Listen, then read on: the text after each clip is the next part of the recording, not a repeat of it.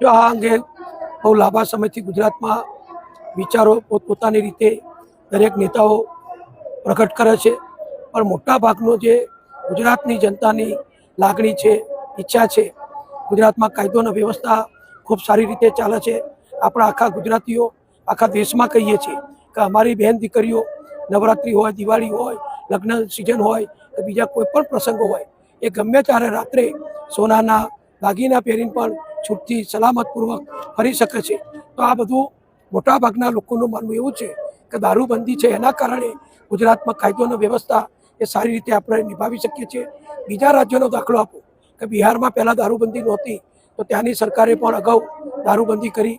બીજા ઘણા રાજ્યોએ પણ દારૂબંધી સ્વીકારી છે. એટલે દારૂબંધી જતી કરવાથી, છૂટ આપવાથી ફક્ત સરકારના આવક થાય છે.